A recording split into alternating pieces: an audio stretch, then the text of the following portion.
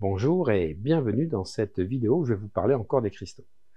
Alors les cristaux, c'est bien, les personnes les programment, mais il faut savoir surtout les nettoyer. Il existe différents types de nettoyage que je vais vous apprendre dans cette vidéo qui est extrait de mon programme complet de programmation des cristaux. Mais pas une formation lambda, pas une formation bisounours où vous allez apprendre à programmer en tenant le cristal comme ceci ou en le tenant dans votre cœur ou sur le troisième œil. Je vais vous apprendre la technique des Atlantes que les Mayas ont reprise, c'est-à-dire comment utiliser l'énergie mémorielle des cristaux que vous allez libérer à travers de l'eau bouillante dans une casserole où vous mettez vos cristaux et ensuite vous allez chauffer avec un briquet ou avec une flamme pour pouvoir libérer ceci, et vous allez mettre ça dans une casserole, vous allez faire bouillir ça pendant 28 jours, tous les jours, pendant un mois, et je peux vous dire que vos résultats seront extraordinaires. Vous pourrez avoir des résultats à niveau professionnel, financier, sentimental et physique. Tout est possible si vous retrouvez la puissance qu'avaient les Atlantes grâce à la programmation des cristaux. C'est ce que je vous offre dans cette formation de programmation des cristaux, à laquelle vous pouvez accéder en cliquant ici ou là. Mais aujourd'hui, je vous apprends à nettoyer vos cristaux. Bon visionnage et à très vite.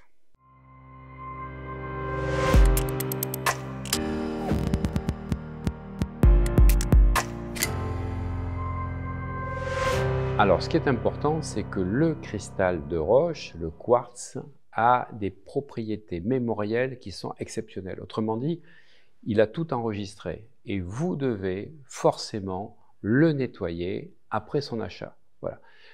Qu'il ait été précautionneusement pris par quelqu'un qui est un chercheur, qui a délicatement enlevé l'argile qui le maintenait à la terre, ou qu'il ait été arraché par quelque chose de violent et qu'il ait été traité ensuite, il a mémorisé tout ceci. Donc vous devez utiliser des méthodes pour le nettoyer dès le démarrage. Première méthode que je vous propose, c'est l'eau salée. C'est utiliser du gros sel, mais du gros sel donc brut, pas du gros sel travaillé. Donc le meilleur, c'est le gros sel de Guérande, dans lequel vous allez mettre votre cristal et le laisser au moins 6 heures, donc une demi-journée. Alors n'hésitez pas, vous n'êtes pas pressé à l'utiliser dès le lendemain, vous pouvez laisser 24 heures, mais minimum 6 heures, et c'est vraiment enfoui dans le gros sel. Vous mettez du gros sel, et après je rajoute de l'eau, et je laisse mariner, donc je mets vraiment 500 grammes de gros sel pour qu'il soit absorbé. Je mets d'abord le gros sel pour l'extérieur, pendant à peu près 3 heures, donc pas d'eau, du gros sel donc dans la cuvette sur une petite cuvette comme ceci, de manière à pouvoir recouvrir le cristal, et après je vais mettre du gros sel à nouveau avec de l'eau pour qu'il puisse y avoir donc une agrégation plus intérieure. Deuxièmement, purification par l'encens. Mais là, c'est une purification que vous allez faire quand le cristal a été bien nettoyé, qu'il est effectivement entretenu. Vous utilisez 2 encens particuliers. Alors, ce n'est pas des encens en bâton, c'est des encens qu'on utilise sur du charbon. Vous avez l'oliban, vous avez la myrrhe. Et moi, je vous propose d'utiliser les deux, parce que l'oliban est un encens solaire, la myrrhe est un encens lunaire. Le fait d'utiliser ces deux, qui sont vraiment les deux meilleurs encens pour nettoyer, vous permet de nettoyer les deux types d'énergie. Troisième technique donc de nettoyage, et ça je vous recommande surtout au début, et si vous avez des traitements que vous faites sur des personnes qui ont été très chargées pour éviter que le cristal se dégrade, ou si vous aviez un petit changement de couleur, vous mettez le cristal enfoui dans la terre. Donc il faut avoir un petit jardin effectivement pour pouvoir faire ça, ou aller chez un voisin.